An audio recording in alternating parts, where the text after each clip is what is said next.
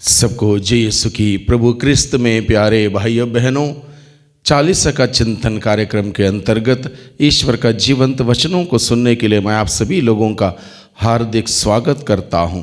आज मार्च की 27 तारीख है और आज का दिन का वचन हमें इस ओर अपना ध्यान केंद्रित करने के लिए बुलाता है कि हम ना ही दोष लगाएं ना ही दोषी बने, ना ही दोष लगाएं ना ही दोषी बने। आज के पहले पार्ट में हम देखते हैं दानियेल के ग्रंथ से लोग झूठे आरोप लगा रहे थे, दोष लगा रहे थे, जबकि सच्चाई कुछ और थी।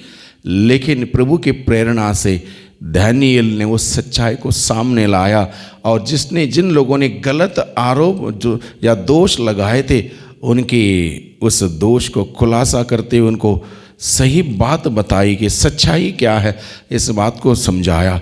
और आज के सुसमाचार में हम सुनते हैं शास्त्री फरीसी जो सोचा करते थे कि हम निर्दोष हैं, हमारे ऊपर कोई दोष नहीं, हमारे ऊपर कोई कलंक नहीं है, हम धर्मी व्यक्ति हैं, हम प्रार्थना करने वाले व्यक्ति हैं, हम धार्मिक क्रियाकलापों के अनुसार जीने वाले व्यक्ति हैं। इसलिए उनके अंदर एक ऐसा घमंड, एक ऐसा अहंकार था।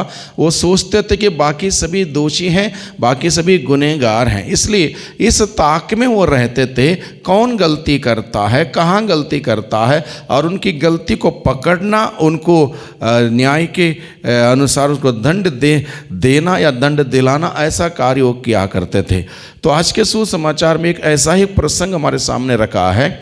एक स्त्री व्यभिचार करते हुए शास्त्री और फरीसियों के द्वारा पकड़ी गई और इन्होंने क्या किया, इस स्त्री को घसीट के लाया यीशु के पास। जब इस स्त्री को घसीट कर यीशु के पास लाया और कहा, गुरुवर, संहिता में ऐसी बात लिखी है कि यदि कोई ऐसा पाप करता है, व्यभिचार का पाप करता है, तो उसे पत्थर मारते हुए मार डालने का इजाज़त दी गई है संहिता में। तो आप क्या कहते हैं? ये उन्होंने इसलिए पूछा ताकि वो प्रभु पर भी दोष लगाए, प्रभु पर भी उंगली उठाए और प्रभु को इस बात से फंसाएं, इस चाल से, इस षड्यंत्र से प्रभु से सवाल पूछते हैं। तो आप क्या कहते हैं? प्रभु सर्वव्यापी, सर्वज्ञानी, सर्वसंपन्न प्रभु सब कुछ जानते थे, सब कुछ जानते हैं। इनकी योजना, इनका षड्यंत्र, इनका कपटी जीवन, सब कुछ प्रभु को मालूम था। इसलिए प्रभु ने वहाँ पर उत्तर नहीं दिया, ना ही इन लोगों की उस बात को खारिज किया। इनकी बात थी कि आप क्या कहते हैं? तो पहले प्रभु झुक कर भूमि पर लिखते रहे, दूसरा पक्ष कहाँ है?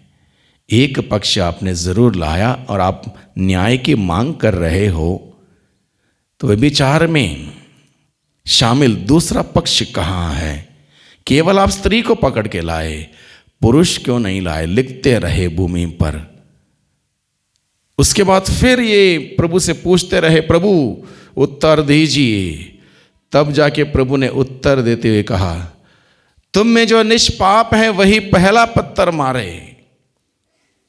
बड़े से लेकर छोटे तक इस बात को एहसास करते हुए कि मैं भी गुनहगार हूं, मैं भी पापी हूं, बड़े से लेकर छोटे तक एक एक करके खिसक गए, एक एक करके चले गए। अब देखिए, प्रभु यीशु मसीह उस स्त्री के सामने वहां पर है और प्रभु का स्टेटमेंट क्या है? तुम में जो निष्पाप है वह पत्थर मारे। अब प्रभु यीशु मसीह वहां पर निष्पाप थे, निर्दोष और निष्कलंक थे। अब प्रभु यीशु उस स्त्री पर पत्थर मार सकते थे या नहीं मार सकते थे? प्रभु के कथन के अनुसार निश्चित रूप से वो पत्थर मार सकते थे। दूसरी बात, हम समझें इस बात को, अगर प्रभु यीशु मसीह पत्थर मारते ये सोच के कि मैं निर्दोष हूँ, मैंने पाप नहीं किया, मैं निष्कलंक हूँ, अगर उस स्त्री को पत्थर मारते क्योंकि नियम इजाज़त देता था, तब प्रभु के ऊपर भी दोष लगता, प्रभु के ऊपर भी दोष लगता। इसलिए आज की इस पूजन पद्धति के द्वारा, आज के वचनों के द्वारा प्रभु हमें सिखाता है, ना दोष लगाओ ना दोषी बनो। दोनों बात। प्रभु ने उस स्त्री को पत्थर नहीं मारा, बल्कि प्रभु ने कैसा व्यवहार किया? प्रभु ने उसको डांटा फटकारा नहीं, उसकी बेइज्जती नहीं की, वहां पर गुस्सा नहीं किया उससे, बल्कि प्रभु तरस खाता है। वह करुणामय ईश्वर अपनी करुणा व्यक्त करते हुए उस स्त्री से बड़े प्यार से यही कहता है, बेटी, किसी ने तुझे पत्थर नहीं मारा? नहीं गुरुवर, किसी ने भी नहीं मारा। तो प्रभु बाद में क्या कहता है? मैं भी तुम्हें पत्थर नहीं मारूंगा, तुम जाओ और दोबारा पाप मत करना। प्रभु इस बात से इंटरेस्टेड नहीं है कि मैंने गलती की तो मुझे सजा देने के लिए इस ताक में नहीं रहते हैं प्रभु। मैंने बुरा किया है तो मुझे पनिश करने के उद्देश्य से प्रभु मेरे सामने नहीं आते। प्रभु का प्यार को समझें। प्रभु चाहते हैं कि हम एहसास करें हमारी गलती, हमारी कमी कमजोरियों को जानें, परखें, समझें और उससे बाहर आएं, उससे बाहर आएं, उन बुराइयों को छोड़ें, बुरी आदतों को छोड़ें। प्रभु ये चाहता है। प्रभु नहीं चाहता है कि कोई पापी की मृत्यु हो जाए, कोई बर्बाद हो जाए। प्रभु नहीं चाहता। प्रभु चाहता है हर कोई व्यक्ति बच जाए, हर कोई व्यक्ति बच जाए। प्रभु ये चाहता है। इसलिए उस स्त्री के माध्यम से प्रभु संदेश देता है, मैं भी तुम्हें पत्थर नहीं मारूंगा, यानी कि मैं भी तुम्हें दंड नहीं दूंगा, सजा नहीं दूंगा, लेकिन जाओ और दोबारा पाप मत करना। प्रभु जानते थे और जानते हैं कि पाप कितना भयानक है, कितना खतरनाक है और उसका असर हमारे जीवन में कैसे पड़ता है। व्यक्तिगत जीवन और पारिवारिक जीवन कैसे बर्बाद हो सकता है पाप की वजह से। इसलिए प्रभु बार बार यही कहता, पाप मत करना, पाप मत करना, पाप मत करना। 40 की इस अवधि में भाइयों बहनों, हम आज के दिन में प्रभु के वचनों को लेकर मनन चिंतन कर रहे हैं। हम ये ना देखें शास्त्री फरीसियों के भांति कौन गलती कर रहा है, कौन बुरा है, कौन गिर गया है, किसको पकड़ें, किसको नीचे गिराएं। इस उद्देश्य से हम ना जिएं। हम अपने आप को देखें, मैं क्या हूँ, कहाँ पर हूँ, क्या करता हूँ, मेरे सोच विचार कैसे हैं, मेरे कार्य कैसे हैं, मेरे चाल चलन कैसा है, मेरा उठना बैठना कैसा है, क्या ये सब प्रभु के दृष्टि में अच्छा है, क्या मेरा उठना बैठना प्रभु को प्रिय लगता है। इस बात पर हम विचार करें।